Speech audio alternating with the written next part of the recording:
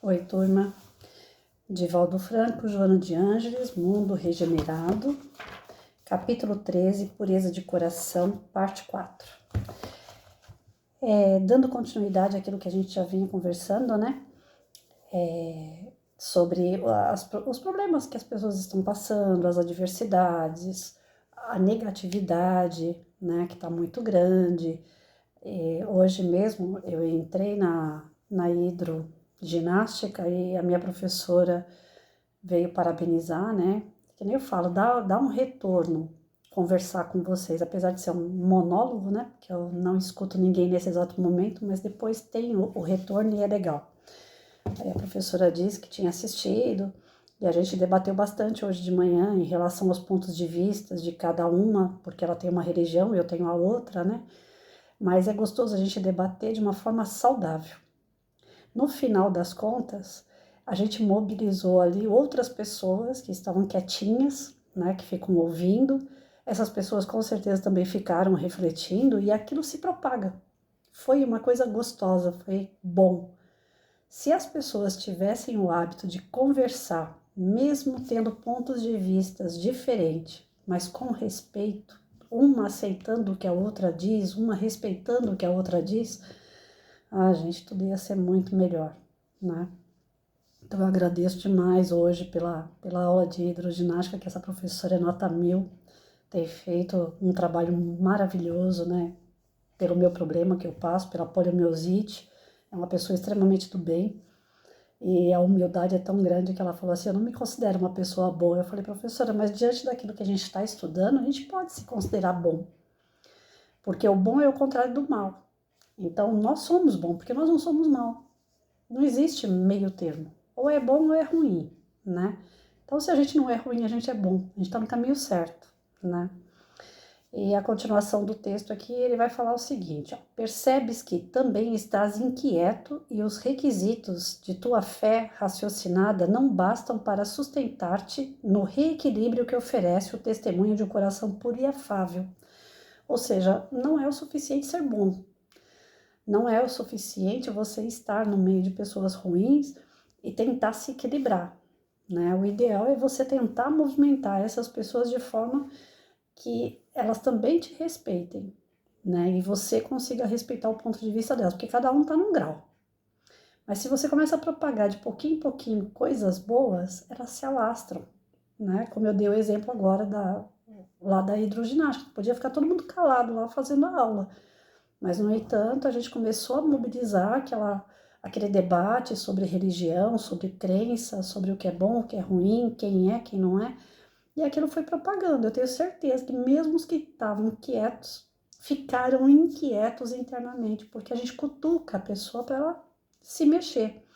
Eu, antes de entrar aqui para fazer a leitura, eu vi uma postagem de um amigo, onde ele falou assim, não basta você ser bom, você tem que fazer o bem, né?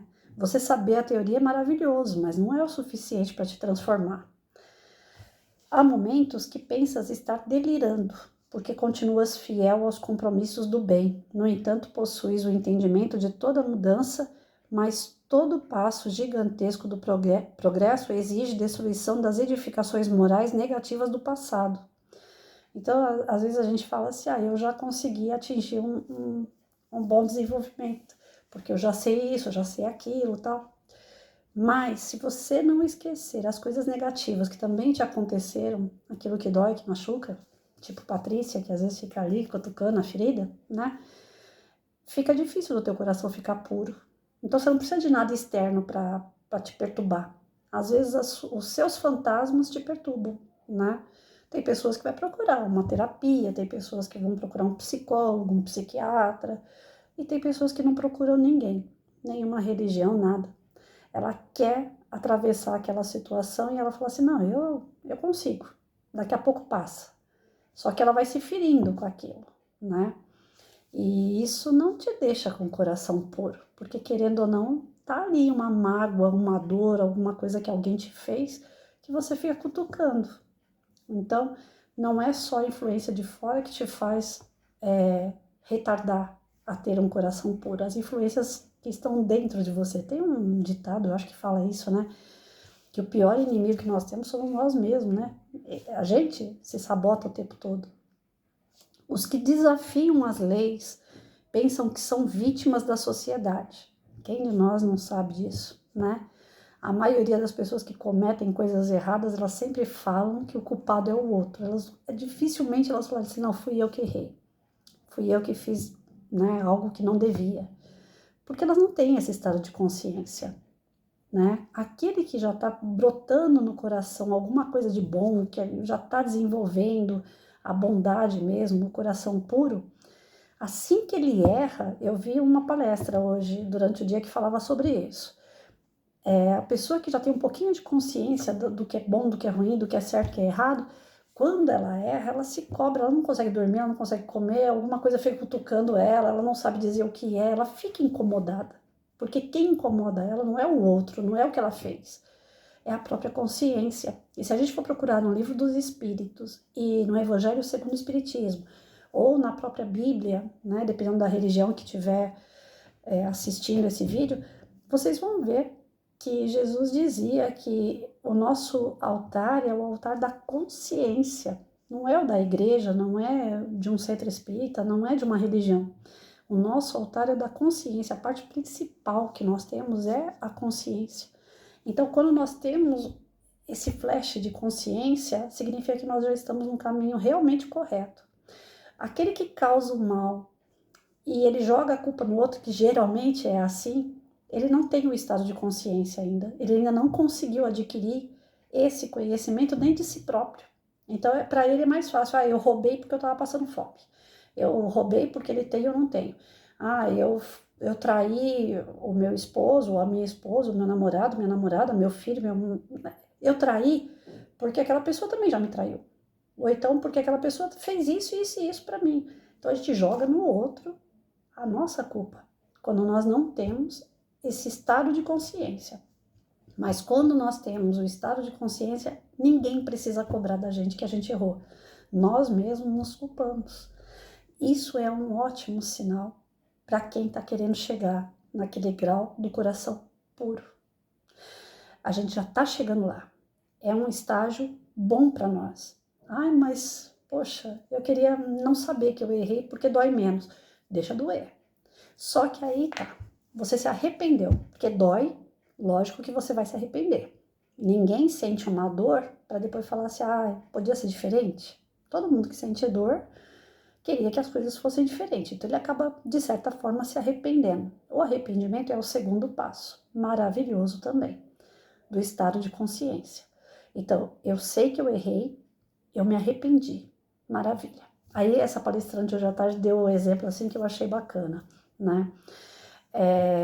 Você pediu um dinheiro emprestado no banco, você não pensou naquele momento, ou seja, você errou.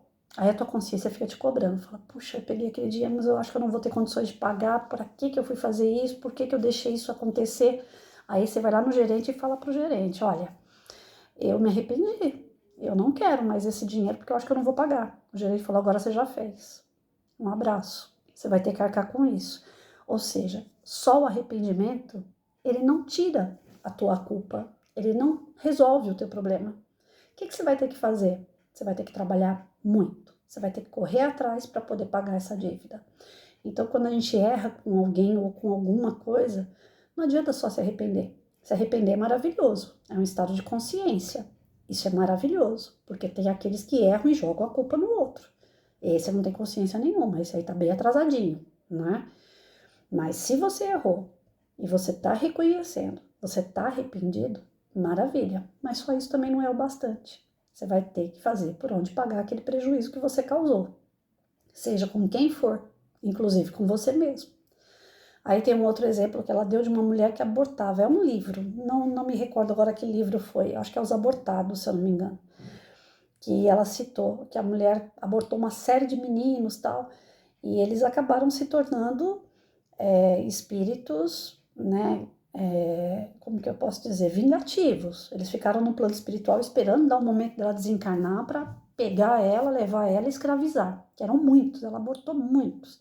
Só que em contrapartida, ela criou uma pessoa muito bem criada, ficou doente, ela cuidou dessa pessoa, tal. Eu não lembro se ela criou esse menino. Ai, gente, minha cabeça não tá lembrando agora.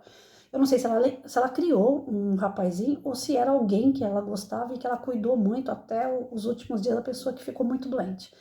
Ou seja, de alguma forma, mesmo que ela tenha matado tantos, de alguma forma ela colaborou com a vida de outro. E era uma vida sofrida. E ela passou por todos os estágios daquele sofrimento e não deixou a pessoa sozinha. Então, quando ela foi recolhida para o plano espiritual, que estava todos aqueles espíritos, né, que foram abortados para pegar ela, para se vingar do que ela fez, chegou um e falou para eles: ninguém coloca a mão nela. E era quem? Aquele que ela socorreu a vida toda, que ela passou as pindaíbas danada para poder chegar e concluir a jornada com aquela criatura, né?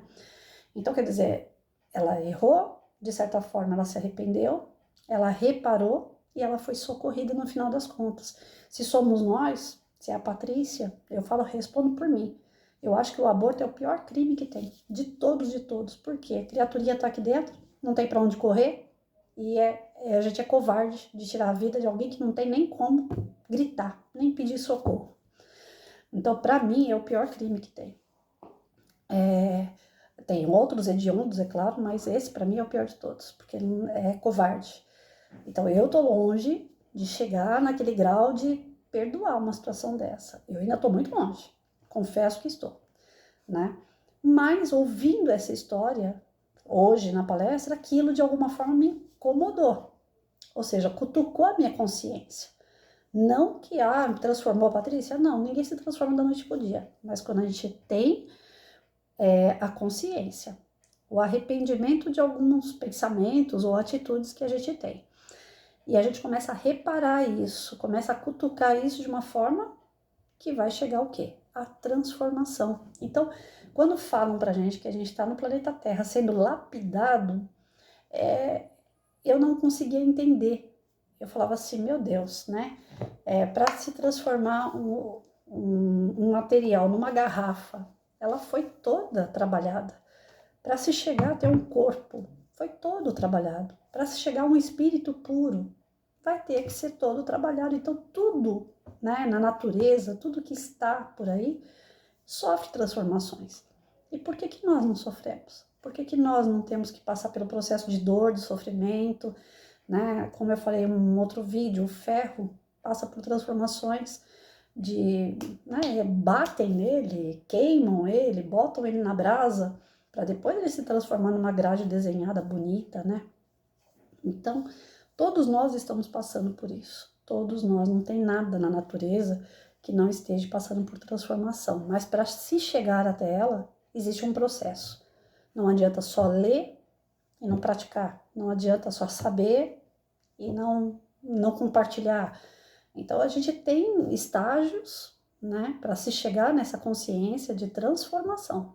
O nosso fim é a transformação, a nossa finalidade é a transformação. E ela não acaba no túmulo, graças a Deus, pelo menos pela doutrina espírita, a gente acredita que se não foi nessa vida, a gente ainda vai ter chance em outra, em outra, em outra, porque a vida continua, né? A vida, ela não tem limite. A gente não vai ter aquele fim e acabou, né? Se fosse assim, aí como a Alânia, né, que é o livro que eu venho lendo, né, que tem o autor da Alânia, ele conseguiu matar um monte de gente na Segunda Guerra Mundial.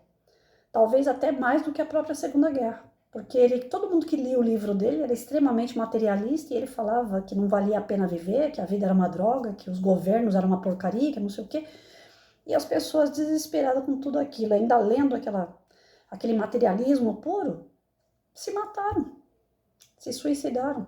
Inclusive o próprio autor do livro, que todos foram encontrados depois no umbral. Ou seja, não estava ninguém morto, estava todo mundo ali. Então a vida continua. Jesus falou, eu não vou morrer. E ninguém acreditava. Ele falava, nossa, a vida é eterna. E eu vou provar. 3 dias depois estava lá o homem lá para Maria de Madalena falando, tô aqui, gente. Eu falei que eu não ia morrer. Né? Todas as religiões falam a mesma coisa. Você morre, vai para o céu, vai para o inferno. Se você vai para algum lugar, então você não morreu. Então não tem morte. O que a gente tem é oportunidade. e vamos aproveitar todas elas, minuto a minuto, para tentar fazer o melhor que a gente puder. Porque a vida só tem graça e só tem razão de ser se for assim, pra gente ir se melhorando. Foi para isso que Deus criou cada um de nós, tá bom? Boa noite para vocês e amanhã eu termino essa novela aqui. O capítulo 13 termina amanhã, se Deus quiser. Beijo, gente.